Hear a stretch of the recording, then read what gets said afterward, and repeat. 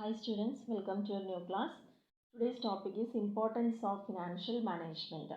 ഒരു ഫിനാൻഷ്യൽ മാനേജ്മെൻറ്റിൻ്റെ ആവശ്യകത ഒരു സ്ഥാപനത്തിൽ എന്താണ് എന്നുള്ളതാണ് പറയുന്നത്. അതിൽ ഫസ്റ്റ് പോയിന്റ് എന്ന് പറയുന്നത് സക്സസ്ഫുൾ പ്രൊമോഷൻ. എന്താണ് സക്സസ്ഫുൾ പ്രൊമോഷൻ എന്ന് പറഞ്ഞു കഴിഞ്ഞാൽ ഏതൊരു ഫേമും നല്ലൊരു ഫിനാൻഷ്യൽ പ്ലാനിംഗ് ആണ് നടത്തേണ്ടത്. കാരണം അതിൻ്റെ day to day affairs meet ചെയ്യാനും ഫിക്സഡ് ടേമിലേക്ക് അല്ലെങ്കിൽ ലോങ് ടേമിലേക്കുള്ള റിക്വയർമെൻറ്റ്സ് മീറ്റ് ചെയ്യാനുള്ള ആഡക്വേറ്റ് ക്യാപിറ്റൽ ഉണ്ടായിട്ടില്ലെങ്കിൽ അത് നല്ലൊരു ഫിനാൻഷ്യൽ പ്ലാൻ അല്ല എന്നുള്ളതാണ് പറയുന്നത്. The business cannot be carried on smoothly അങ്ങനെ വന്നു കഴിഞ്ഞാൽ. സോ നല്ലൊരു ഫിനാൻഷ്യൽ മാനേജ്മെൻറ്റ് ഇല്ലെങ്കിൽ it is not possible to prepare a sound financial plan. അപ്പോൾ ഫിനാൻഷ്യൽ മാനേജ്മെൻറ്റ് ഇല്ലെങ്കിൽ നല്ലൊരു ഫിനാൻഷ്യൽ പ്ലാനിങ് അവിടെ പ്രിപ്പയർ ചെയ്യാൻ പറ്റില്ല. അതാണ് ഒരു സ്ഥാപനത്തിൻ്റെ സക്സസ് എന്ന് പറയുന്നത്. സെക്കൻഡ് പോയിന്റിൽ smooth running of the business. ഒരു ബിസിനസ് നല്ല രീതിയിൽ മുന്നോട്ട് കൊണ്ടുപോകണമെങ്കിൽ ഏറ്റവും ഇമ്പോർട്ടൻ്റ് ആയിട്ടുള്ള കാര്യം ഫിനാൻസ് ആണ്. നമ്മൾ ലാസ്റ്റ് ക്ലാസ്സിലൊക്കെ ഡിസ്കസ് ചെയ്തിട്ടുണ്ടായിരുന്നു. ഏത് തരം ഫംഗ്ഷനെയും കോർഡിനേറ്റ് ചെയ്യുന്നത് റിലേറ്റ് ചെയ്തിരിക്കുന്നത് ഫിനാൻസ് തന്നെയാണ്. സോ അത് ഒരു ബിസിനസ്സിൻ്റെ promotion, incorporation, development stage, growth, day to day working അങ്ങനെ എല്ലാ കാര്യങ്ങൾക്കും ഫിനാൻസ് ആവശ്യമാണ്. Proper administration of finance is necessary. It facilitates only if there is an efficient financial management. നല്ലൊരു ഫിനാൻഷ്യൽ മാനേജ്മെൻറ്റ് ഉണ്ടെങ്കിൽ മാത്രമാണ് അത് ഫെസിലിറ്റേറ്റ് ചെയ്യുന്നുള്ളൂ. ആൻഡ് തേർഡ് പോയിന്റിൽ പറയുന്ന coordination of all functional activities. ഒരു സ്ഥാപനത്തിലത്തെ എത്ര തരത്തിലുള്ള ആക്ടിവിറ്റീസ് ഉണ്ടോ, production, marketing, finance, sales, purchase, അങ്ങനെ എല്ലാ ആക്ടിവിറ്റീനെയും കോർഡിനേറ്റ് ചെയ്യുന്നത് ഫിനാൻസ് ആണ്. If it is defective all other departments will become defective. ഈ ഒരു ഫിനാൻഷ്യൽ പ്ലാനിങ് അല്ലെങ്കിൽ ഫിനാൻഷ്യൽ മാനേജ്മെൻറ്റ് ഡിഫക്റ്റീവ് ആണെങ്കിൽ അതെല്ലാറ്റിനെയും അതേപോലെ തന്നെ ബാധിക്കുന്നു എന്നുള്ളതാണ് പറയുന്നത്. ഫോർത്ത് പോയിന്റിൽ decision making. Almost every decision in business is taken in the light of the profitability. In taking decisions, different alternatives will have to be evaluated. Various financial tools are available for evaluating alternatives and for choosing the best alternative. Some of the important financial tools used by the financial management include budgets, variance analysis, cost profit volume analysis, financial statement analysis, etc. അപ്പോൾ decision മേക്കിങ്ങിൽ നമുക്ക് ഏറ്റവും important ആയിട്ടുള്ള നമ്മൾ എപ്പോഴും ഒരു decision എടുക്കുന്നത് financial സ്റ്റേറ്റ്മെൻറ്റിനെ base ചെയ്തിട്ടാണ്. അപ്പോൾ ആ സ്റ്റേറ്റ്മെൻറ്റിനെ ബേസ് ചെയ്ത് ഡിസിഷൻ എടുക്കുന്ന സമയത്ത് കറക്റ്റായിട്ടുള്ള ഓൾട്ടർനേറ്റീവ് സെലക്ട് ചെയ്യാനും അത് ഇംപ്ലിമെൻറ്റ് ചെയ്യാനും ഇവാലുവേറ്റ് ചെയ്യാനും ഒക്കെ നമുക്ക് സാധിക്കണം. അപ്പോൾ അതെല്ലാം നല്ലൊരു ഫിനാൻഷ്യൽ മാനേജ്മെൻറ്റിൻ്റെ ഭാഗമാണ്. അതിന് വേണ്ടിയിട്ട് വേരിയസ് ടൂൾസ് യൂസ് ചെയ്യുന്നുണ്ട്. വേരിയൻസ് അനാലിസിസും അതേപോലെ ബഡ്ജറ്റുകളും അങ്ങനെ cost profit, CVP analysis, financial statement ഇതൊക്കെയാണ് അതിന് വേണ്ടിയിട്ട് യൂസ് ചെയ്യുന്നത്. ഫിഫ്ത്ത് പോയിന്റ് പറഞ്ഞാൽ ഡിറ്റർമിനൻ്റ് ഓഫ് ബിസിനസ് സക്സസ്. ഒരു ബിസിനസ്സിൻ്റെ സക്സസ് തീരുമാനിക്കുന്നത് ഫിനാൻഷ്യൽ മാനേജറാണ്. കാരണം അവരെങ്ങനെ പ്ലാൻ ചെയ്യുന്നു എന്നതിനെ ബേസ് ചെയ്തിട്ടാണ് ഒരു ബിസിനസ് സക്സസ് ആണോ ഫെയിലിയർ ആണോ എന്ന് പറയുന്നത്. So they advise the top management in solving various financial problems. അപ്പോൾ എഫിഷ്യൻ്റ് ആയിട്ടുള്ള ഒരു ഫിനാൻസ് മാനേജറുടെ ഇടപെടലുകൾ അത്യാവശ്യമാണ്. അല്ലെങ്കിൽ അവരാണ് ടോപ്പ് മാനേജ്മെൻറ്റിന് വേണ്ടതായിട്ടുള്ള ഡീറ്റെയിൽസ് അല്ലെങ്കിൽ അവരെങ്ങനെ ഓരോ പ്രോബ്ലം സോൾവ് ചെയ്യണം എന്നുള്ളതൊക്കെ പറയുന്നത്. So they present relevant information regarding financial position of the or performance, operative performance of the business. Top മാനേജ്മെൻറ്റിന് വേണ്ടതായിട്ടുള്ള വിവരങ്ങളെ കൊടുക്കുന്നത് അതിൻ്റെ ഫിനാൻഷ്യൽ പൊസിഷൻ എന്താണ് എന്നെല്ലാം റെലവൻ്റ് ആയിട്ടുള്ള ഡീറ്റെയിൽസ് എല്ലാം പ്രൊവൈഡ് ചെയ്യുന്നത് ഈ ഫിനാൻഷ്യൽ മാനേജറാണ്. അതിനെ ബേസ് ചെയ്തിട്ടാണ് ടോപ്പ് മാനേജ്മെൻറ്റ് ഡിസിഷൻസ് എല്ലാം എടുക്കുന്നത്. സോ ഒരു ബിസിനസ്സിൻ്റെ സക്സസ് ഡിറ്റർമിനേറ്റ് ചെയ്യുന്നത് നല്ലൊരു എഫിഷ്യൻറ്റ് മാനേജറാണ് എന്നതാണ് പറയുന്നത്. And solution to financial problems. നല്ലൊരു ഫിനാൻഷ്യൽ പ്ലാനിങ് പോളിസി ഉണ്ടെങ്കിൽ അത് ഒരുവിധം അതിൻ്റെ ഫിനാൻഷ്യൽ പ്രോബ്ലംസിനെല്ലാം സോൾവ് ചെയ്യാൻ തക്ക പ്രാപ്തിയുള്ളതാവുന്നു എന്നതാണ് പറയുന്നത്. അതായത് നല്ല നല്ല ഫണ്ടുകൾ എങ്ങനെ റേസ് ചെയ്യാൻ പറ്റും, എങ്ങനെ ഇഫക്റ്റീവായി യൂട്ടിലൈസ് ചെയ്യാൻ പറ്റും, എത്ര റിസർവ് വെക്കണം, എങ്ങനെ ഡിവിഡൻഡ് പ്രൊവൈഡ് ചെയ്യണം, എവിടെ ഇൻവെസ്റ്റ് ചെയ്യണം എന്നുള്ള നമ്മൾ പറഞ്ഞു. ഫിനാൻഷ്യൽ മാനേജ്മെൻറ്റ് ഏറ്റവും കൂടുതൽ നമ്മൾ ഫോക്കസ് ചെയ്യുന്ന ഏരിയ ഇൻവെസ്റ്റ്മെൻറ്റ് ഡിസിഷനും ഫിനാൻഷ്യൽ ഡിസിഷനും അതിൻ്റെ ഡിവിഡൻഡ് ഡിസിഷനുമാണ്. അപ്പോൾ ഈ മൂന്നെണ്ണം തന്നെയാണ് ഒരു ഫേം എന്ന് പറയുന്നത്. അപ്പോൾ അതിനെ ഏറ്റവും നന്നായി കൊണ്ടുപോകണമെങ്കിൽ നല്ല രീതിയിലൊരു ഫിനാൻഷ്യൽ സ്ട്രക്ചർ അതിനുണ്ടായിരിക്കണം എന്നുള്ളതാണ് പറയുന്നത്. So these are the importance of financial management. ഇനി നെക്സ്റ്റ് പറയുന്നത് ഒബ്ജക്റ്റീവ്സ് ഓർ ഗോൾസ്. ഫിനാൻഷ്യൽ മാനേജ്മെൻറ്റിന് എന്ത് ലക്ഷ്യമാണുള്ളത് അല്ലെങ്കിൽ അതിന് എന്താണ് അച്ചീവ് ചെയ്യാനുള്ളത്. There are two types of goals or objectives. One is financial objectives and another one is non-financial objectives. Financial ഒബ്ജക്റ്റീവ്സും അതായത് സാമ്പത്തികമായിട്ടുള്ള ചില ലക്ഷ്യങ്ങളും അല്ലാതുള്ള ലക്ഷ്യങ്ങളുമാണ് ഫിനാൻഷ്യൽ മാനേജ്മെൻറ്റിനുള്ളത്. സോ എന്താണ് ഫിനാൻഷ്യൽ ഒബ്ജക്റ്റീവ്സ് എന്ന് പറഞ്ഞു കഴിഞ്ഞാൽ ഇറ്റ് ഇൻക്ലൂഡ്സ്, അവിടെ നമ്മൾ ഫിനാൻസിന് ഇമ്പോർട്ടൻസ് കൊടുക്കുന്നു. അതിൽ മെയിനായിട്ട് അച്ചീവ് ചെയ്യേണ്ട കാര്യം എന്ന് പറഞ്ഞാൽ ഒരു ഫേം എപ്പോഴും ഫോക്കസ് ചെയ്യേണ്ട ഇമ്പോർട്ടൻ്റ് ആയിട്ടുള്ള കാര്യം എന്ന് പറയുന്നത് ഒന്ന് അതിൻ്റെ പ്രോഫിറ്റ് മാക്സിമൈസേഷൻ ആണ്. പ്രോഫിറ്റിനെ എങ്ങനെ മാക്സിമൈസ് ചെയ്യാം. രണ്ടാമത്തത് വെൽത്ത് മാക്സിമൈസേഷൻ ആണ്. ആൻഡ് വാല്യൂ മാക്സിമൈസേഷൻ ആണ് മൂന്നാമത്. അപ്പോൾ 3 മാക്സിമൈസേഷൻ ആണ് അതിൻ്റെ ഒബ്ജക്റ്റീവ്. പ്രോഫിറ്റ് കൂട്ടണം, വെൽത്ത് കൂട്ടണം, അതുപോലെ വാല്യൂ കൂട്ടാം. ഇനി പ്രോഫിറ്റ് മാക്സിമൈസേഷൻ എന്ന് പറയുന്നത് കമ്പനിക്കും അവിടെയുള്ള എല്ലാവർക്കും അത് ഗുണപ്രദമാവുക. വെൽത്ത് ഇൻക്രീസ് ചെയ്യുക, വെൽത്ത് മാക്സിമൈസ് ചെയ്യുക എന്ന് പറഞ്ഞാൽ ആരാണോ ഇതിന് പിന്നിൽ പ്രവർത്തിക്കുന്ന ആൾക്കാർ, ദാറ്റ് മീൻസ് ഷെയർ ഹോൾഡേഴ്സ്, അവർക്ക് വെൽത്ത് ക്രിയേറ്റ് ചെയ്യുന്ന തീരുമാനങ്ങളെ നമ്മൾ എടുക്കാവുള്ളൂ. അതുവഴി ഫേമിന് എന്തുണ്ടാവണം, ഫേമിന് അതിൻ്റേതായ ഒരു വാല്യൂ ക്രിയേറ്റ് ചെയ്യാൻ പറ്റുക, അതിൻ്റെ വാല്യൂ മാക്സിമൈസ് ചെയ്യണം. എന്നാൽ മാത്രമാണ് അതിൻ്റെ ഷെയറിനെ അഫക്റ്റ് ചെയ്യുള്ളൂ. ഷെയർ വാല്യൂ കൂടുള്ളൂ, ഡിമാൻഡ് കൂടുള്ളൂ, കൂടുതൽ അവർക്ക് ഡിവിഡൻഡ് പ്രൊവൈഡ് ചെയ്യാൻ പറ്റും. അങ്ങനെ എല്ലാം ഒന്നിനോടൊന്ന് ഇൻ്റർ കണക്റ്റഡ് ആണ്, ഇൻ്റർ റിലേറ്റഡ് ആണ്. So the main objective of financial management എന്ന് പറയുന്നത് എന്താണ്? അപ്പോൾ ഒരു ഫിനാൻഷ്യൽ മാനേജർ അല്ലെങ്കിൽ ഒരു ടോപ്പ് മാനേജ്മെൻറ്റ് എടുക്കുന്ന ഡെസിഷൻ എപ്പോഴും ഏതിനെ ബേസ് ചെയ്തിട്ട് വേണം? ഈ കാര്യങ്ങളിൽ ഫോക്കസ് ചെയ്തിട്ട് വേണം ഇതെടുക്കാൻ വേണ്ടിയിട്ട്. നമ്മുടെ ഫേമിന് ഏറ്റവും പ്രോഫിറ്റ് തരുന്ന ഓൾട്ടർനേറ്റീവ് ഏതാണ്, അത് നമുക്ക് അഡോപ്റ്റബിൾ ആണോ, അല്ലെങ്കിൽ അതിനെന്താണ് പോരായ്മ, എവിടെയാണ് ഫണ്ട് റേസ് ചെയ്യാൻ ബുദ്ധിമുട്ട്, അല്ലെങ്കിൽ എങ്ങനെയാണ് എഫിഷ്യൻ്റായിട്ട് യൂസ് ചെയ്യേണ്ടത്, അതിലെന്തൊക്കെ പോരായ്മ അങ്ങനെ വളരെ കൃത്യമായിട്ടൊരു പ്ലാനിങ് നടത്തുന്ന ഒരാൾക്ക് മാത്രമാണ് സക്സസ് ആവാൻ പറ്റുള്ളൂ. പിന്നെ ഫെയിലിയർ വരുന്നത് അതിനെക്കുറിച്ചുള്ള ഒരു എക്സ്പീരിയൻസ് ഇല്ലായ്മ അല്ലെങ്കിൽ അതിനെക്കുറിച്ച് നോളജ് ഇല്ലായ്മ അതൊക്കെ ആയിരിക്കാം. അപ്പോൾ അതുകൊണ്ട് തന്നെ പ്രോഫിറ്റ്, വെൽത്ത്, വാല്യൂ ഈ 3 കാര്യങ്ങൾക്കാണ് നമ്മളെപ്പോഴും ഇമ്പോർട്ടൻസ് കൊടുക്കേണ്ടത് എന്നുള്ളതാണ് പറയുന്നത്. So first point, maximisation of profit. എന്താണ് മാക്സിമൈസേഷൻ എന്ന് പറഞ്ഞാൽ നമുക്കറിയാം profit is generally regarded as the main objective of business. ഒരു ബിസിനസ് എന്ന് പറയുമ്പം നമ്മൾ ആദ്യം പഠിക്കുന്നത് എന്താണ്? Profit motive. പ്രോഫിറ്റ് കിട്ടണം അല്ലേ, അല്ലാണ്ട് നമുക്ക് കാര്യമില്ല. അപ്പോൾ main objective of financial management is to safeguard the economic interest of the person who are directly or indirectly connected with the company. കമ്പനിയായിട്ട് ഡയറക്റ്റ് ആയിട്ടോ ഇൻഡയറക്റ്റ് ആയിട്ടോ കണക്ട് ചെയ്യുന്ന വ്യക്തികൾക്ക് അവർക്ക് സാമ്പത്തികമായിട്ടുള്ള താല്പര്യങ്ങളെ സേഫ് ഗാർഡ് ചെയ്യുക എന്നുള്ളതാണ് പറയുന്നത്. അതായത് ആ വ്യക്തികൾ ആരാണ് നമുക്കറിയാം, ഷെയർ ഹോൾഡേഴ്സ്, ക്രെഡിറ്റേഴ്സ്, എംപ്ലോയീസ്, അങ്ങനെ ഒരുപാട് പേരുണ്ട്. അപ്പോൾ അതുകൊണ്ട് തന്നെ അവർക്കൊക്കെ കൊടുക്കാൻ പറ്റുന്ന അല്ലെങ്കിൽ നമുക്ക് ആരോടും കടം പറയാത്ത രീതിയിലേക്ക് മുന്നോട്ട് പോവാൻ, അല്ലെങ്കിൽ പറഞ്ഞാൽ അത് കൃത്യമായിട്ട് പേയ്മെൻറ്റ് ചെയ്യുക, അങ്ങനെയുള്ള കാര്യങ്ങളൊക്കെയാണ് അവിടെ നമുക്ക് ശ്രദ്ധിക്കേണ്ടത്. അപ്പോൾ ഇതെല്ലാം കൃത്യമായി നടക്കണമെങ്കിൽ ഏത് വേണം? പ്രോഫിറ്റ് വേണം. So maximum profit for their contribution. അവർ എങ്ങനെയാണോ കമ്പനിക്ക് തരുന്നത് അതേപോലെ കമ്പനിക്ക് അതിന് ഇരട്ടിയായി തിരിച്ചു കൊടുക്കാൻ സാധിച്ചാൽ മാത്രമാണ് അവരുടെ സഹായം പിന്നീടും കിട്ടുന്നുള്ളൂ. So, but this is possible only when the company earns maximum profit. ഇതെല്ലാം നടക്കണമെങ്കിൽ കമ്പനി പ്രോഫിറ്റ് ഏൺ ചെയ്യണം. അപ്പോൾ അതുകൊണ്ട് തന്നെ financial management main aim is to earn the maximum rate of profits on capital employed. നമ്മൾ എത്ര അതിലേക്ക് ക്യാപിറ്റൽ എംപ്ലോയ് ചെയ്തിട്ടുണ്ടോ അതിനേക്കാൾ കൂടുതലായിട്ട് പ്രോഫിറ്റ് ഏൺ ചെയ്യുക എന്നുള്ളത് തന്നെയാണ് ഒരു കമ്പനിയുടെ മെയിൻ ആയിട്ടുള്ള ഒബ്ജക്റ്റീവ് അല്ലെങ്കിൽ എയിം എന്ന് പറയുന്നത്. ഇനി എന്താണ് ഈ പ്രോഫിറ്റ് മാക്സിമൈസ് ചെയ്യുമ്പോൾ വരുന്ന അഡ്വാൻറ്റേജും ഡിസഡ്വാൻറ്റേജ് ഒക്കെ ഉണ്ട്. അതെന്തൊക്കെയാണെന്ന് നമുക്കറിയാം. പ്രോഫിറ്റാണ് ഒരു സ്ഥാപനത്തിൻ്റെ സക്സസ് മെഷർ ചെയ്യുന്നത്. അതുകൊണ്ട് തന്നെ സർവൈവ് ചെയ്യാൻ നമുക്ക് ആവശ്യമാണ്. മുന്നോട്ട് പോകണമെങ്കിൽ സോഷ്യൽ വെൽഫെയർ അച്ചീവ് ചെയ്യുന്നത് പ്രോഫിറ്റ് മാക്സിമൈസേഷനിലൂടെയാണ്. മാക്സിമം പ്രോഫിറ്റ് എന്ന് പറഞ്ഞു കഴിഞ്ഞാൽ മാക്സിമം റിട്ടേൺ എന്ന് തന്നെ അർത്ഥം. ഒരു കമ്പനി എത്ര പ്രോഫിറ്റ് ഏൺ ചെയ്യുന്നു എന്ന് പറയുന്നത് അവിടുത്തെ ഷെയർ ഹോൾഡേഴ്സിന് അത്രയ്ക്ക് തന്നെ വരുമാനം കൊടുക്കുന്നു എന്ന് തന്നെയാണ് എൻ്റെ അർത്ഥം വരുന്നത്.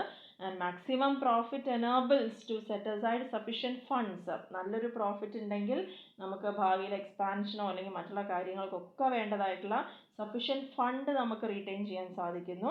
And profit attracts investors. അതുവഴി എന്താണ്, ഇങ്ങനെ പ്രോഫിറ്റ് കൊടുക്കുന്ന ഒരു കമ്പനി ആകുമ്പം കൂടുതൽ ആൾക്കാർ നമ്മുടെ കമ്പനിയിൽ ഇൻവെസ്റ്റ് ചെയ്യാൻ വേണ്ടിയിട്ട് റെഡി ആവുന്നു. അപ്പോൾ അവരുടെ സേവിങ്സ് ഒക്കെ നമ്മുടെ കമ്പനിയുടെ ഷെയറിലും സെക്യൂരിറ്റിയിലും ഒക്കെ ഇൻവെസ്റ്റ് ചെയ്യാൻ അവർ റെഡി ആവുന്നു. ഇതെല്ലാമാണ് പ്രോഫിറ്റ് മാക്സിമൈസേഷൻ്റെ അഡ്വാൻറ്റേജ് എന്ന് പറയുന്നത്. ഇനി ഇതിന് പോരായ്മകളുണ്ട്. കാരണം നമുക്കറിയാം എപ്പോഴും ഒരു പ്രോഫിറ്റ് മാക്സിമൈസ് ചെയ്യാൻ നമുക്ക് സാധിച്ചോളന്നില്ല. കാരണം ഫ്യൂച്ചർ എന്ന് പറയുന്നത് അൺസർട്ടൺ ആണ്. We have to face different kinds of risk and uncertainties. എത്ര നമ്മൾ നന്നായി പ്ലാൻ ചെയ്താലും ചില റിസ്കുകൾ നമുക്കൊരിക്കലും എക്സ്പെക്റ്റ് ചെയ്യാൻ പറ്റാത്തതാണ്. അതുകൊണ്ട് തന്നെ ഇതിനൊരു ക്രിറ്റിസിസം എന്നുള്ള രീതിയിലാണ് ഇത് പറയുന്നത്. ആൻഡ് ഡിസിഷൻ മേക്കർ എപ്പോഴും ഒരു ഇനഫ് കോൺഫിഡൻസോട് കൂടിയായിരിക്കില്ല എല്ലാ കാര്യങ്ങളും ചെയ്യുന്നത്. മാക്സിമം അവർ ട്രൈ ചെയ്യുന്നു അവരുടെ ബെസ്റ്റ് എത്രയാണെന്നുള്ളത്, അത്ര മാത്രമേ പറയാൻ പറ്റുള്ളൂ. And this approach is completely silent on timing of profit to be maximised. എങ്ങനെയാണ് ഒരു പ്രോഫിറ്റ് മാക്സിമൈസ് ചെയ്യുന്ന ആ ടൈമിംഗ് എന്നതിൽ ഇതിൽ വളരെ ഫെയിലിയർ ആണ് ഈ ഒരു കാര്യത്തിൽ. ആൻഡ് ഇങ്ങനെ ചെയ്യണമെങ്കിൽ പ്രോഫിറ്റ് കൂടുതലായിട്ട് കിട്ടണം എന്ന് പറയുമ്പോൾ ആ കമ്പനി കൂടുതലായിട്ട് വർക്കേഴ്സിനെയും കൺസ്യൂമേഴ്സിനെയൊക്കെ ആയിരിക്കും മാക്സിമം എക്സ്പ്ലോയിറ്റ് ചെയ്യുക. അതേപോലെ it attracts cut throat competition. നന്നായിട്ട് പ്രോഫിറ്റ് ഏർണിംഗ് ഒരു കമ്പനി കാണിച്ചാൽ they have to face competition. അവർക്ക് എന്തായാലും കോമ്പറ്റീഷനും ഫേസ് ചെയ്യേണ്ടതായിട്ട് വരും. And it does not take into consideration the welfare of the society. കൂടുതൽ പ്രോഫിറ്റീറിംഗ് ആയിട്ട് പോവുകയാണെങ്കിൽ ചിലപ്പോൾ അവർ സൊസൈറ്റിയുടെ ബെനിഫിറ്റിന് വേണ്ടിയൊന്നും പ്രത്യേകിച്ചൊന്നും ചെയ്തോളണം എന്നില്ല എന്നൊക്കെയാണ് ഇതിൻ്റെ പോരായ്മകൾ എന്ന് പറയുന്നത്. ആൻഡ് രണ്ടാമത്തെ മെയിൻ പോയിന്റ് ഫിനാൻഷ്യൽ ഒബ്ജക്റ്റീവിൽ first point maximisation of profit, second point maximisation of wealth. എന്താണ് വെൽത്ത് എന്ന് പറയുന്നത്? Ultimate goal of the financial management is maximisation of owner's wealth. ആ ഓണർ ആരാണ്? ഷെയർ ഹോൾഡേഴ്സ് ആണ്. ആരാണോ ക്യാപിറ്റൽ എംപ്ലോയ് ചെയ്തിരിക്കുന്നത് അവരാണ് അതിൻ്റെ ഓണേഴ്സ്. അപ്പോൾ ഓരോ ഫിനാൻഷ്യൽ ഡിസിഷനും എന്തിനെ മുൻനിർത്തിക്കൊണ്ട് അല്ലെങ്കിൽ എന്തിനാണ് കൂടുതൽ ഇമ്പോർട്ടൻസ് കൊടുക്കേണ്ടത്? ഒന്ന് പ്രോഫിറ്റ് ഉണ്ടാക്കണം, രണ്ടാമത് അവിടെ ക്യാപിറ്റൽ എംപ്ലോയ് ചെയ്ത ആൾക്കാരുടെ വെൽത്ത്, അവരുടെ കയ്യിലുള്ള ആസ്തി അല്ലെങ്കിൽ ധനം അത് കൂടിക്കൊണ്ടിരിക്കണം എന്നുള്ള ഒരു ഒബ്ജക്റ്റീവാണ് അതിൽ വരുന്നത്. സോ അതിൽ പറഞ്ഞിരിക്കുന്നത് വെൽത്ത് ക്രിയേറ്റ് ചെയ്യാൻ പറ്റുന്ന ഒരു, അതായത് maximisation of profit is half and unreal motive. ഇതിൽ further said that the proper goal of financial management is maximisation of wealth of equity shareholders. Equity shareholders നമുക്കറിയാം different kinds of shares ഉണ്ട്. അതിൽ owners എന്നറിയപ്പെടുന്ന equity shareholders ആണ്. അപ്പോൾ equity ഷെയർ ഹോൾഡേഴ്സിന് wealth create ചെയ്യുന്ന ഏതാണോ പോളിസി അനുയോജ്യമായത് ആ പോളിസി വേണം നമ്മൾ സെലക്ട് ചെയ്യാൻ വേണ്ടിയിട്ട് എന്നുള്ളതാണ് പറയുന്നത്. അപ്പോൾ ഇങ്ങനൊരു കാര്യമാണ് അവിടെ പറയുന്നത്. Maximisation of wealth means maximisation of market price per share in the long run. അപ്പോൾ എന്താണ് മാക്സിമൈസേഷൻ ഓഫ് വെൽത്ത്? എങ്ങനെ ഷെയർ ഹോൾഡേഴ്സിന് വെൽത്ത് ഉണ്ടാക്കി കൊടുക്കുന്നത്? നന്നായിട്ട് ഷെയർ ഹോൾഡേഴ്സ് ഇൻവോൾവ് ചെയ്യുമ്പം ആ ഷെയറിൻ്റെ മാർക്കറ്റ് പ്രൈസ് കൂടുന്നു. അപ്പോൾ അങ്ങനെ വരുമ്പോൾ ആ ഒരു ഫേമിൻ്റെ ഷെയറിനുള്ള വാല്യൂ കൂടുന്നതിനനുസരിച്ച് അവർക്ക് ഡിവിഡൻഡ് അവിടെ ഏൺ ചെയ്യാൻ സാധിക്കുന്നു എന്നുള്ളതാണ് പറയുന്നത്. ഇതാണ് വെൽത്ത് മാക്സിമൈസേഷൻ്റെ കാര്യത്തിൽ പറയുന്നത്. എന്താ വെച്ചാൽ because it removes the limitation of profit maximisation criterion. ഇനി ഇതിൽ എന്താണ് ഇങ്ങനൊരു മാക്സിമൈസേഷൻ്റെ അഡ്വാൻറ്റേജ് എന്ന് പറയുന്നുണ്ട്. എന്തുകൊണ്ട് ഇത് ഫോക്കസ് ചെയ്യണം? Net effect of investment and benefits can be measured clearly. നമുക്കൊരു ഫേമിൻ്റെ ഇൻവെസ്റ്റ്മെൻറ്റ് ആൻഡ് ബെനിഫിറ്റ് അത് ക്ലിയർ ആയിട്ട് മെഷർ ചെയ്യാൻ സാധിക്കും. ആൻഡ് ടൈം വാല്യൂ ഇവിടെ കൺസിഡർ ചെയ്യുന്നുണ്ട്. യൂണിവേഴ്സലി ആക്സെപ്റ്റഡ് ആണിത്. ആൻഡ് മാനേജ്മെൻറ്റിന് വേണ്ട രീതിയിൽ ഗൈഡ് ചെയ്യാൻ ഫ്രെയിം ചെയ്യാനും പോളിസികൾ കൊണ്ടുവരാനൊക്കെ സാധിക്കും. And impact of risk factor അതിനെ കൺസിഡർ ചെയ്യുന്നുണ്ട്. It focus on the long run growth. നമ്മൾ ഈ ഒരു വെൽത്ത് മാനേജ്മെൻറ്റിനെ ഫോക്കസ് ചെയ്യാന്ന് പറഞ്ഞാൽ കമ്പനി ഒരു ലോങ് റണ്ണിലേക്ക് നന്നായിട്ട് ഗ്രോ ചെയ്യണം, ഡെവലപ്പ് ചെയ്യണം എന്നുള്ള കാര്യങ്ങൾക്കാണ് ഇമ്പോർട്ടൻസ് കൊടുക്കുന്നത്. And it ensures that the resources of an organisation have be used effectively. ഇങ്ങനെ നന്നായിട്ട് പ്ലാൻ ചെയ്ത് അച്ചീവ് ചെയ്യുന്ന ഒരു കമ്പനിയെ സംബന്ധിച്ചോളം അതിൻ്റെ അർത്ഥം അതിൻ്റെ റിസോഴ്സുകളെല്ലാം അത് നന്നായിട്ട് തന്നെ ഇഫക്റ്റീവായി യൂട്ടിലൈസ് ചെയ്യുന്നു എന്നാണ് പറയുന്നത്, അതിൻ്റെ ഒബ്ജക്റ്റീവ്സ് അക്കംപ്ലിഷ് ചെയ്യാൻ വേണ്ടിയിട്ട്. ആൻഡ് വെൽത്ത് മാക്സിമൈസേഷനുള്ള ക്രിറ്റിസിസം എന്ന് പറയുന്നത് ഇതേപോലെ തന്നെയാണ്. അത് ഫേം ആക്ച്വലി എന്ത് ചെയ്യുന്നു എന്ന് ഡിസ്ക്രൈബ് ചെയ്യുന്നില്ല. അതേപോലെ തന്നെ ഇൻക്രീസ് ചെയ്യുക, ഷെയർ ഹോൾഡേഴ്സിൻ്റെ വെൽത്ത് ഇൻക്രീസ് ചെയ്യുക എന്ന് പറയുമ്പം മറ്റുള്ള കമ്പനികളിൽ നിന്ന് അത് പ്രത്യേകത ഒരു കമ്പനിയായിട്ട് മാറുകയാണ് അവിടെ ചെയ്യുന്നത്. പിന്നെ ഒരുപാട് കൺഫ്യൂഷൻ, മിസ്ഇൻ്റർപ്രിട്ടേഷൻ ഒക്കെ ചാൻസ് ഉണ്ട്. സോഷ്യലി ഡിസൈറബിൾ ആയിട്ടൊരു കാര്യമല്ല അത്. പ്രോഫിറ്റ് മാക്സിമൈസേഷൻ തന്നെയാണ് അതിൻ്റെ ഒരു ഇൻഡയറക്റ്റ് ആയിട്ട് തന്നെയാണ് ഈ വെൽത്ത് മാക്സിമൈസേഷൻ എന്ന് പറയുന്നത്. പിന്നെ ഇതൊക്കെ കൂടുതലായിട്ട് ഗുണപ്രദമാവുന്നത് ലാർജ് ഓർഗനൈസേഷനാണ്. ചെറിയ രീതിയിൽ പോകുന്നവർക്കൊന്നും അത്രത്തോളം ഇഫക്റ്റീവ് അല്ല എന്നാണ് പറയുന്നത്. സോ നമുക്കിതിൻ്റെ എളുപ്പത്തിൽ പറയാം കുറച്ച് ഡിഫറൻസുകൾ പ്രോഫിറ്റ് മാക്സിമൈസേഷനും വെൽത്ത് മാക്സിമൈസേഷനും തമ്മിലുള്ളത്. അതിൽ ഒന്ന്, പ്രോഫിറ്റ് എപ്പോഴും എന്ന് പറയുന്നത് ഷോർട്ട് ടേം ഒബ്ജക്റ്റീവാണ്, പക്ഷേ വെൽത്ത് എന്ന് ലോങ് ടേം ആണ്. മാക്സിമൈസിങ് പ്രോഫിറ്റ് ആണ് പ്രോഫിറ്റ് മാക്സിമൈസേഷനിൽ, മറ്റത് വെൽത്താണ് മാക്സിമൈസ് ചെയ്യുന്നത് ഷെയർ ഹോൾഡേഴ്സിൻ്റെ. പിന്നെ കമ്പനിയുടെ എഫിഷ്യൻസി, എഫക്റ്റീവ്നെസ് മെഷർ ചെയ്യുന്നത് പ്രോഫിറ്റിലൂടെയാണ്. അതേസമയം ഫിനാൻഷ്യൽ സ്റ്റെബിലിറ്റി ആണ് വെൽത്ത് മാക്സിമൈസേഷനിൽ മെഷർ ചെയ്യുന്നത്. ടൈം വാല്യൂ ഓഫ് മണി പ്രോഫിറ്റിൽ കൺസിഡർ ചെയ്യുന്നില്ല, പക്ഷേ വെൽത്തിൽ കൺസിഡർ ചെയ്യുന്നുണ്ട്. അതേപോലെ ഏർണിംഗ് പെർ ഷെയറിനെ ഡയറക്റ്റായിട്ട് ഇൻവോൾവ് ചെയ്യുന്നില്ല പ്രോഫിറ്റ് മാക്സിമൈസേഷൻ, പക്ഷേ ഇവിടെ ഡയറക്റ്റ്ലി ഇൻക്രീസ് ചെയ്യുന്നത് ഏർണിംഗ് പെർ ഷെയർ ആണ് വെൽത്തിൽ വരുന്നത്. പിന്നെ സൊസൈറ്റിനെ ഇഗ്നോർ ചെയ്യുന്നില്ല പ്രോഫിറ്റിൽ, പക്ഷേ ഇത് പ്രോഫിറ്റ് മാക്സിമൈസേഷൻ എന്ന് പറയുമ്പം അവിടെ സൊസൈറ്റിനെ ഇഗ്നോർ ചെയ്യുന്നു, പക്ഷേ സൊസൈറ്റിനെ കൺസിഡർ ചെയ്യുന്നത് വെൽത്ത് മാക്സിമൈസേഷനാണ്. പ്രോഫിറ്റ് മാക്സിമൈസേഷൻ ഒരു ട്രഡീഷണൽ ആണ്, മറ്റത് മോഡേൺ അപ്രോച്ചാണ്. പിന്നെ റിസ്ക് ഫാക്ടറിനെ ഇഗ്നോർ ചെയ്യുന്നുണ്ട്, പക്ഷേ കൺസിഡർ ചെയ്യാണ് റിസ്ക് ഫാക്ടറിനെ വെൽത്ത് മാക്സിമൈസേഷനിൽ ചെയ്യുന്നത്. ഇത്രയാണ് അതിൻ്റെ ഡിഫറൻസ് എന്ന് പറയുന്നത്.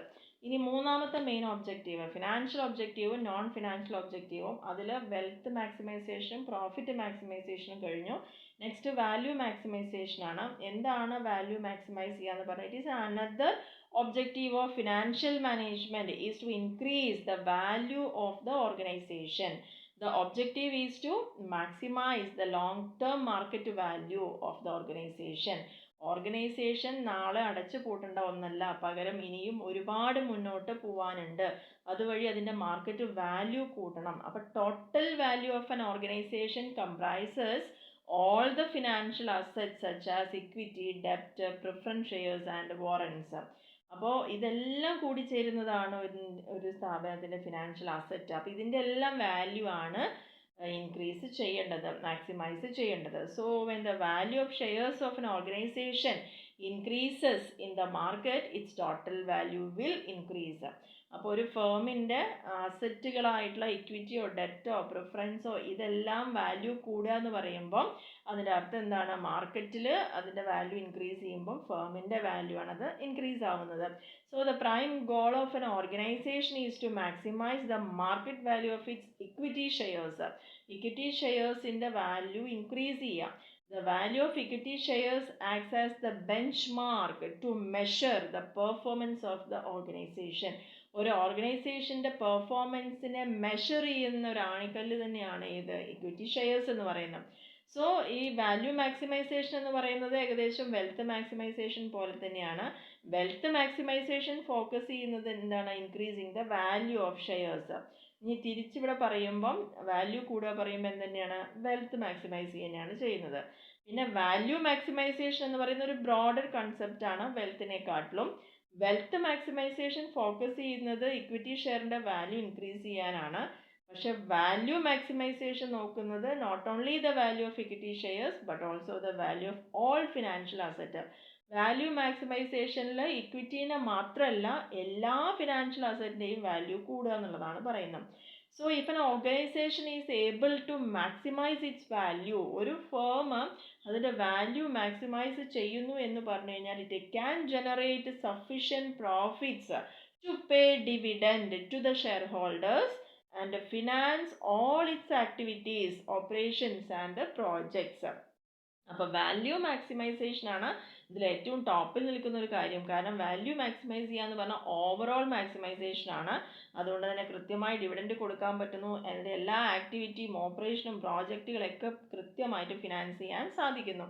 ഇതെല്ലാമാണ് വാല്യൂ മാക്സിമൈസേഷനിൽ പറയുന്നത്. അപ്പോൾ ഇത്രയാണ് ഫിനാൻഷ്യൽ ഒബ്ജക്റ്റീവ്സ് എന്ന് പറയുന്നത്. ഇനി നെക്സ്റ്റ് പറയുന്നത് നോൺ ഫിനാൻഷ്യൽ ആയിട്ടുള്ള കുറച്ച് ഒബ്ജക്റ്റീവ്സ് ഉണ്ട്. അതിൽ പ്രത്യേകിച്ച് പറയാനുള്ളത് അവിടെ വർക്ക് ചെയ്യുന്ന എംപ്ലോയീസിൻ്റെ സാറ്റിസ്ഫാക്ഷൻ കൂടുന്നു, അവരുടെ വെൽഫെയർ മെഷേഴ്സ് ഒക്കെ നന്നായിട്ട് കമ്പനിക്ക് കൊടുക്കാൻ പറ്റുക. നല്ല പ്രോഫിറ്റീറിങ് കമ്പനി ആണെങ്കിൽ എംപ്ലോയീസിന് നല്ല കൃത്യസമയത്ത് സാലറി, ബോണസ്, അതുപോലെ തന്നെ മറ്റുള്ള അലവൻസുകൾ അല്ലെങ്കിൽ അവരുടെ വെൽഫെയർ മെഷേഴ്സ് എല്ലാം പ്രൊവൈഡ് ചെയ്യാൻ പറ്റുന്നുണ്ട്. ആൻഡ് മാനേജ്മെൻറ്റ് സാറ്റിസ്ഫാക്ഷൻ എൻഹാൻസ് ചെയ്യുന്നു. സെക്കൻഡ് പോയിന്റിൽ മാനേജ്മെൻറ്റ് സാറ്റിസ്ഫാക്ഷൻ എന്ന് പറഞ്ഞു കഴിഞ്ഞാൽ അവർക്ക് വല്ലാതെ കടബാധ്യത വരുന്നൊരവസ്ഥ ഉണ്ടാവുന്നില്ല. ഫ്യൂച്ചറിൽ എന്തെങ്കിലും റിസ്ക് വന്നാൽ അവർ ഫിയർ ചെയ്യേണ്ട ആവശ്യം വരുന്നില്ല. കാരണം അവർക്കെല്ലാം സഫീഷ്യൻ്റായ ഫണ്ടുകൾ അവിടെ ഉണ്ട് എന്നുള്ളതാണ് പറയുന്നത്. And wellbeing of A society, അതുവഴി സൊസൈറ്റിക്ക് വേണ്ടതായിട്ടുള്ള കാര്യങ്ങൾ ചെയ്യാൻ സാധിക്കുന്നുണ്ട്. ആൻഡ് പ്രൊവൈഡ് ക്വാളിറ്റി സർവീസസ്, അതുപോലെ തന്നെ നല്ല ഒരു കസ്റ്റമർ സപ്പോർട്ട്, കസ്റ്റമർ ഫ്രണ്ട്ലി ആയിട്ടുള്ള ഒരു കമ്പനിയായിട്ട് മാറാനാണ് പറ്റുന്നത്. അപ്പോൾ കസ്റ്റമേഴ്സിന് നല്ല വാല്യുബിൾ ആയിട്ടുള്ള പ്രോഡക്റ്റ് കൊടുക്കാനും റീസണബിൾ പ്രൈസ് ചാർജ് ചെയ്യാനെല്ലാം കമ്പനിക്ക് സാധിക്കുന്നു എന്നുള്ളതാണ് പറയുന്നത്. അപ്പോൾ ഇത്രയാണ് നോൺ ഫിനാൻഷ്യൽ ആയിട്ട്, ഇവിടെ സാമ്പത്തികമായിട്ട് എന്നുള്ളതല്ല, അല്ലാതെ വരുന്ന ഒബ്ജക്റ്റീവ്സ്. കസ്റ്റമറെ സാറ്റിസ്ഫൈ ചെയ്യുക, സൊസൈറ്റിയെ സാറ്റിസ്ഫൈ ചെയ്യുക, എംപ്ലോയീനെ ആൻഡ് മാനേജ്മെൻറ്റ്. അപ്പോൾ എംപ്ലോയി, മാനേജ്മെൻറ്റ്, കസ്റ്റമർ, സൊസൈറ്റി, ഈ നാല് ആൾക്കാരുടെയും എന്താണ് കൂടുതലായിട്ട് അവരെ എൻഹാൻസ് ചെയ്യുക, അവരുടെ സാറ്റിസ്ഫാക്ഷൻ ലെവൽ എൻഹാൻസ് ചെയ്യുക. അതാണ് ഇവിടെ പറഞ്ഞിരിക്കുന്നത്. നെക്സ്റ്റ് പറയുന്നത് responsibilities of financial management or financial manager. ഒരു നല്ലൊരു മാനേജർ അല്ലെങ്കിൽ നല്ലൊരു ഫിനാൻഷ്യൽ മാനേജ്മെൻറ്റിൻ്റെ ഉത്തരവാദിത്തങ്ങൾ എന്ന് പറയുന്നത് പ്രധാനമായിട്ടും ഫിനാൻഷ്യൽ പ്ലാനിങ്. നമുക്കറിയാം നല്ലൊരു റെസ്പോൺസിബിലിറ്റിയാണ് മാനേജ്മെൻറ്റ് നല്ല രീതിയിൽ പ്ലാൻ ചെയ്യുക എന്നുള്ളത്. അപ്പോൾ എല്ലാ കാര്യങ്ങളെയും ഉൾക്കൊണ്ടുകൊണ്ട് എവിടുന്ന് സോഴ്സ് അല്ലെങ്കിൽ ഫിനാൻസ് എവിടുന്ന് റേസ് ചെയ്യുന്നു, എങ്ങനെ യൂട്ടിലൈസ് ചെയ്യുന്നു, അതിൻ്റെ റിസൾട്ട് എന്താണെന്ന് ഇവാലുവേറ്റ് ചെയ്യുന്നു. അപ്പോൾ അങ്ങനെ ഒരുപാട് കാര്യങ്ങളാണ് ആ ഒരു ഫിനാൻഷ്യൽ പ്ലാനിങ്ങിൽ വരുന്നത്. ഇനി നെക്സ്റ്റ് പറയുന്നത് റേസിങ് നെസസറി ഫണ്ട്സ്. നമുക്കൊരു ആവശ്യം വന്നാൽ എവിടുന്ന് ഫണ്ട് റേസ് ചെയ്യണം, എത്ര ഓൾട്ടർനേറ്റീവ് അവൈലബിൾ ആണ്, അതിൽ ബെസ്റ്റ് ഓൾട്ടർനേറ്റീവ് ഏതാണ്, അത് നമുക്ക് ഇംപ്ലിമെൻറ്റ് ചെയ്യാൻ പറ്റുമോ, അല്ലെങ്കിൽ അതിൻ്റെ പോരായ്മകൾ എന്താണ്, അതേപോലെ എന്താണ് അതിൻ്റെ കോസ്റ്റ് ബെനിഫിറ്റ് അനാലിസിസ്, അങ്ങനെയുള്ള ഒരുപാട് കാര്യങ്ങളാണ് ഫണ്ട് റേസ് ചെയ്യുമ്പോൾ ശ്രദ്ധിക്കേണ്ട കാര്യങ്ങൾ. ഇനി ഫണ്ട് റേസ് ചെയ്ത് കഴിഞ്ഞാൽ നമുക്കത് എന്ത് ചെയ്യണം, ഇഫക്റ്റീവായിട്ട് യൂട്ടിലൈസ് ചെയ്യണം, അല്ലെങ്കിൽ അതിനെ നല്ല രീതിയിൽ കൺട്രോൾ ചെയ്ത് കൊണ്ടുപോകാൻ പോകണം എന്നതാണ് പറയുന്നത്. So the responsibility of a financial manager is to the proper utilisation of funds. So അസറ്റിനെയൊക്കെ നല്ല രീതിയിൽ മാനേജ് ചെയ്യാൻ ഇഫക്റ്റീവായിട്ട് യൂട്ടിലൈസ് ചെയ്താൽ മാത്രമാണ് നമുക്കൊരു ഗ്രേറ്റർ പ്രോഫിറ്റ് അവിടെ കിട്ടുന്നുള്ളൂ. So outflow of cash must be controlled and unnecessary expenditure should be curtailed. അനാവശ്യമായിട്ടുള്ള ട്രാൻസാക്ഷനൊക്കെ നിർത്തുക അല്ലെങ്കിൽ തടയുക, ആൻഡ് ക്യാഷ് നമ്മുടെ നിന്ന് പോകുന്ന കാര്യങ്ങളൊക്കെ പരമാവധി ഒഴിവാക്കുക. അതിനുശേഷം നമ്മൾ പ്രോഫിറ്റ് ഏൺ ചെയ്ത് കഴിഞ്ഞാൽ കൃത്യമായിട്ട് അപ്രോപ്രിയേറ്റ് ചെയ്യാൻ പറ്റുക ആ പ്രോഫിറ്റിനെ. നമുക്കിപ്പം പെട്ടെന്ന് ഒരു കോടി പ്രോഫിറ്റ് കിട്ടി, 50 ലക്ഷം കിട്ടി എന്ന് പറയുമ്പോൾ അത് കിട്ടിയത് കൊണ്ട് അത് അടിച്ചു മാറ്റി പോകുന്നൊരവസ്ഥയല്ല വരേണ്ടത്. ഒരു നല്ല മാനേജർ ചെയ്യേണ്ടത് എന്ത് ചെയ്യണം, ആ കിട്ടിയിരിക്കുന്ന പ്രോഫിറ്റിൽ നിന്ന് എങ്ങനെ ഓരോന്നും എത്ര റീറ്റൈൻ ചെയ്യണം, എത്ര റിസർവ് ആക്കണം, എത്രയാണ് കടങ്ങൾ കൊടുക്കാൻ എത്ര നമ്മൾ യൂസ് ചെയ്യണം, എത്ര ഡിസ്ട്രിബ്യൂട്ട് ചെയ്യണം ഡിവിഡൻ്റ് ആയിട്ട്, അങ്ങനെ കൃത്യമായിട്ട് പ്ലാൻ ചെയ്യാൻ സാധിക്കുക. ആൻഡ് ഇത് കൂടാതെ അതർ റെസ്പോൺസിബിലിറ്റീസും വരുന്നുണ്ട്. ഇപ്പം മെയിനായിട്ടുള്ള റെസ്പോൺസിബിലിറ്റീസ് ആണ് പറഞ്ഞത്. മറ്റുള്ള റെസ്പോൺസിബിലിറ്റി പറഞ്ഞാൽ പ്രധാനമായിട്ട് ഓണേഴ്സിനോടുള്ളത്. കാരണം ഷെയർ ഹോൾഡേഴ്സ് ആണ് എൻ്റെ റിയൽ ഓണേഴ്സ് എന്ന് പറയുന്നത്. So financial manager should not only maintain the financial health, കമ്പനിയുടെ ഫിനാൻഷ്യൽ ഹെൽത്ത് മാത്രമല്ല, also help the shareholders in getting a satisfactory rate of return. അവർക്ക് കിട്ടുന്ന പ്രോഫിറ്റിൽ നിന്ന് എല്ലാവർക്കും ഒരു സാറ്റിസ്ഫൈഡ് ആവുന്ന തരത്തിലേക്ക് റിട്ടേൺ കൊടുക്കാൻ പറ്റുന്നുണ്ടോ എന്നുള്ളത് നോക്കുക. അതേപോലെ എംപ്ലോയീസിനുള്ള റെസ്പോൺസിബിലിറ്റി എന്ന് പറഞ്ഞു കഴിഞ്ഞാൽ അവർ നന്നായിട്ട് വർക്ക് ചെയ്യുന്നത് കൊണ്ടാണ് നമുക്ക് നല്ല പ്രൊഡക്റ്റീവായി മാറുന്നത്. അതുവഴി നല്ലൊരു വർക്കിംഗ് കണ്ടീഷൻ അവർക്ക് കൊടുക്കണം. അവിടെ എംപ്ലോയീസിന് അവർക്ക് വേണ്ടതായിട്ടുള്ള നല്ലൊരു സ്യൂട്ടബിൾ ആയിട്ടുള്ള വർക്കിംഗ് കണ്ടീഷൻസ് പ്രൊവൈഡ് ചെയ്യുക, ഓപ്പർച്യൂണിറ്റീസ് കൊടുക്കുക, ഫിനാൻഷ്യൽ ഡെസിഷൻ മേക്കിംഗ് ഓപ്പർച്യൂണിറ്റീസ് കൊടുക്കുക. അപ്പോൾ അവർക്ക് വേണ്ടതായ കൃത്യസമയത്തുള്ള വെൽഫെയർ മെഷേഴ്സ്, സാലറി കാര്യങ്ങളെല്ലാം കൊടുക്കാൻ സാധിക്കുക എന്നുള്ളതാണ്. പിന്നെ കസ്റ്റമറിനോടും സപ്ലയറോടും എന്ന് പറയുന്നത് കറക്റ്റായിട്ട് സപ്ലയേഴ്സിൽ നിന്ന് സാധനങ്ങൾ നമ്മൾ വാങ്ങുകയും നമുക്ക് ലാഭം കിട്ടുന്ന അതേ സമയത്തിന് അവർക്ക് വേണ്ട പേയ്മെൻറ്റ് കൊടുത്ത് തീർക്കാം. കസ്റ്റമേഴ്സിന് കൃത്യമായിട്ടുള്ള കൺവീനിയൻ്റ് ആയിട്ടുള്ള പ്രൈസിൽ അവർക്ക് എവിടെയും അവൈലബിൾ ആവുന്ന തരത്തിൽ അവർക്ക് വേണ്ടതായിട്ടുള്ള കാര്യങ്ങൾ നല്ല റീസണബിൾ ക്വാളിറ്റിയും പ്രൈസിലൊക്കെ കൊടുക്കുക. ഇതൊക്കെയാണ് പറയുന്നത്. ലീഗൽ ഓബ്ലിഗേഷൻ എന്ന് പറയുമ്പോൾ financial manager is to require to consider the enterprise in the light of legal obligations. അതായത് കൃത്യസമയത്ത് അതിൻ്റെ ഡ്യൂട്ടീസ് ഡിസ്ചാർജ് ചെയ്യുക. വേരിയസ് ടാക്സുകൾ, various tax rules and regulation, ഇതെല്ലാം നിയമപരമായിട്ട് നീങ്ങാവുന്ന കാര്യങ്ങളെല്ലാം ഒരു വിട്ടുവീഴ്ചയില്ലാതെ തന്നെ കൃത്യമായിട്ട് വേണ്ട സമയത്ത് ടാക്സ് കൊടുത്തിട്ടും, അതേപോലെ തന്നെ നിയമം എന്താണോ അനുശാസിക്കുന്നത് ഒരു ബിസിനസ് റൺ ചെയ്ത് കൊണ്ടുപോകാൻ വേണ്ടിയിട്ട് എന്തൊക്കെ പ്രൊവിഷൻസ് ഉണ്ടോ അതെല്ലാം കൃത്യമായിട്ട് പാലിക്കുക എന്നുള്ളതാണ്. ആൻഡ് ലാസ്റ്റ് പറയുന്നത് വെൽത്ത് മാക്സിമൈസേഷൻ ആണ്. അത് നമ്മൾ ഓൾറെഡി പറഞ്ഞു. Main goal of financial function is to maximise the wealth, and the other goals can be achieved automatically if the financial management follows the goal of wealth maximization. Wealth maximisation importance കൊടുക്കുമ്പോൾ തന്നെ automatically മറ്റുള്ള ഗോളും കൂടി നമ്മളത് achieve ചെയ്യുകയാണ് ചെയ്യുന്നത്. So it is the main responsibility of a finance manager to maximise the wealth of an organisation. അപ്പോൾ ഇത്രയാണ് ഇന്നത്തെ ക്ലാസ്സിൽ പറഞ്ഞത്. Importance of financial management, main objectives of financial management. Financial ഒബ്ജക്റ്റീവ്സിൽ 3 കാര്യങ്ങൾ: value maximisation, profit maximisation and wealth maximisation, and the advantages and disadvantages of these points. And last പോയിന്റിൽ നമ്മൾ പറഞ്ഞിരിക്കുന്നത് എന്താണ് വാല്യൂ മാക്സിമൈസ് ചെയ്ത് കഴിഞ്ഞപ്പോൾ നമ്മൾ പറഞ്ഞിരിക്കുന്ന പോയിന്റുകൾ റെസ്പോൺസിബിലിറ്റി ഓഫ് ഫിനാൻഷ്യൽ മാനേജ്മെൻറ്റ്, അല്ലെങ്കിൽ നല്ലൊരു ഫിനാൻഷ്യൽ മാനേജറുടെ ഉത്തരവാദിത്തങ്ങൾ എന്താണ്, പിന്നെ നോൺ ഫിനാൻഷ്യൽ ആയിട്ടുള്ള ഒബ്ജക്റ്റീവ്സും ഡിസ്കസ് ചെയ്തു. അപ്പോൾ ഇത്രയും പോയിൻ്റാണ് ഇന്നത്തെ ക്ലാസ്സിൽ പറഞ്ഞിരിക്കുന്നത്. നിങ്ങൾക്ക് എല്ലാവർക്കും ക്ലിയർ ആയെന്ന് വിചാരിക്കുന്നു. എന്തെങ്കിലും ഡൗട്ട്സ് ഉണ്ടെങ്കിൽ ചോദിക്കാം. Okay, thank you.